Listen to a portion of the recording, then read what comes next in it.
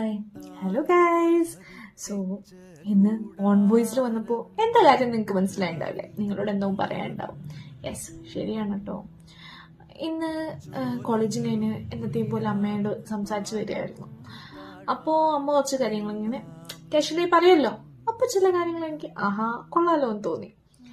എന്താന്ന് വെച്ചാ സിമ്പിളാ. നിങ്ങൾക്കും ഞാൻ ഇത് പറയുമ്പോൾ ശരിയാണല്ലോ, റിലേറ്റബിൾ ആയി തോന്നും.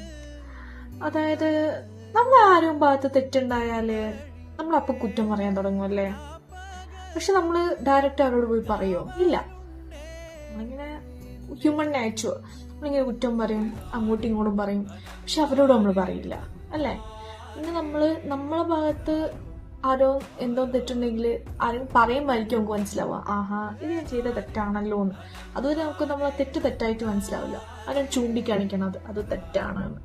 ഈ ഓരോ തെറ്റും നമ്മൾ തെറ്റാണ് എന്ന് നമ്മളെ തെറ്റ് നമ്മൾ ഈ എഴുതാപ്പുറം വായിക്കുന്നതിനേക്കാളും നല്ല അയ്യോ മോളോട് ഞാൻ ഇങ്ങനെ ചെയ്യാൻ പാടില്ലായിരുന്നു, ഓനോട് ഞാൻ ഇങ്ങനെ ചെയ്യാൻ പാടില്ലായിരുന്നു, അയ്യോ ചെയ്ത തെറ്റായിപ്പോയി എന്ന് മനസ്സിലാക്കുന്ന ആ ഒരു സാഹചര്യം ഉണ്ടെങ്കിൽ പല പ്രശ്നങ്ങളും ഉണ്ടാവില്ലായിരുന്നു കേട്ടോ. നമ്മളെ ഈ എഴുതാപ്പുറം വായിക്കുന്ന ആ ഒരു കാഴ്ചപ്പാടില്ലെങ്കിൽ ഞാൻ പറഞ്ഞ ശരിയല്ലേ. നമ്മള് 90% ആൾക്കാർ സ്വന്തം തെറ്റുകൾ മനസ്സിലാക്കില്ല. അപ്പത്തോൻ എന്താ ആലോചിക്കുന്നതെന്ന് മനസ്സിലാക്കൂല, ഇങ്ങനെ വെറുതെ പറയും. ഓക്കെ, ആ ഒരു ഗ്യാപ്പില്ലേ, അതാണ് പല പ്രശ്നങ്ങൾക്കും കാരണം. അതായത് എന്റെ വീക്ഷപ്പാടിൽ 90% ആൾക്കാരും അങ്ങോട്ടും ഇങ്ങോട്ടും കമ്മ്യൂണിക്കേറ്റ് ചെയ്തിട്ട് ഇത് നിന്റെ ഭാഗത്ത് തെറ്റാണ്, എന്റെ ഭാഗത്ത് തെറ്റ് സംഭവിച്ചിട്ടുണ്ട് എന്ന് ആരും പറയില്ല. എന്താ ശരിയല്ലേ?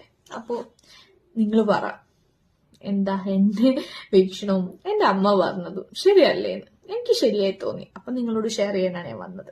അപ്പോൾ അത്രയേ ഉള്ളൂ ഇന്നത്തെ വീഡിയോ.